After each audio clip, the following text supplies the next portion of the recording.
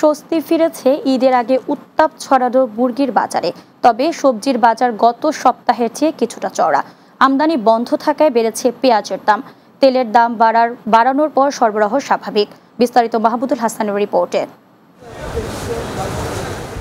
এইবার রোজার মাসে নিত্য প্রয়োজনীয় জিনিসপত্রের দাম স্বাভাবিক ছিল। ঈদের পর থেকে আবারও অস্থিতিশীল হচ্ছে বাজার। সকালে কারওয়ান বাজার ঘুরে নিত্য পণ্যের বাজারে এই চিত্র দেখা গেছে। অনেক কাঁচামালের দাম বেড়েছে। বেগুনের কেজি ৮০ টাকা থেকে ৯০ টাকা, বটবটির কেজি ১০০ বা এর চেয়ে বেশি। ছোট লাউ বিক্রি হচ্ছে ৭০ টাকায়, শসা কেজি ১২০ টাকা। সবচেয়ে কম দামে বিক্রি হচ্ছে টমেটো।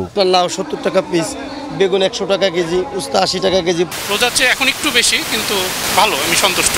দাম বাড়ানোর আশায় তেলের সরবরাহ কমিয়ে দিয়েছিলেন আমদানিকারকরা। গত মঙ্গলবার লিটারে ১৪ টাকা দাম বাড়ানোর পর বাজারে বোতলের সরবরাহ বেড়েছে। তেল প্রতি লিটার ১৪ টাকা লিটার বাড়ছে, বাইরে আপনার হয়েছে ৭৯ টাকা লিটার। এদিকে গত সপ্তাহের চেয়ে কমেছে মুরগির দাম। কেজি প্রতি ব্রয়লার মুরগি বিক্রি হচ্ছে ১৭০ টাকায়। একইভাবে সোনালী জাতের মুরগি বিক্রি হচ্ছে ২৭০ থেকে ২৮০ টাকায়। ৩০০ টাকার উপরে ছিল, ৩২০ টাকা ৩০ টাকা পর্যন্ত কিনছি, সেটা এখন ২৭০ টাকা করে নিচ্ছে।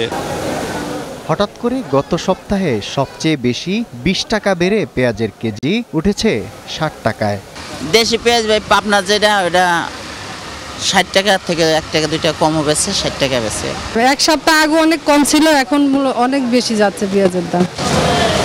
এবছর পেঁয়াজের মৌসুমে উৎপাদন ভালো হয় পেঁয়াজ বিক্রি হয়েছে ২৫ টাকা কেজি দরে। তার কিছুদিন পর এই পেঁয়াজ বিক্রি হয়েছে ৩৫ থেকে ৪০ টাকায়। এখন ঈদ পেরোতে না পেরোতেই আবার একই পেঁয়াজ বিক্রি হচ্ছে ৬০ টাকা কেজি দরে। তবে বিক্রেতারা বলছেন ইন্ডিয়ান পেঁয়াজের আমদানি কম থাকায় বাজারে এর প্রভাব পড়েছে।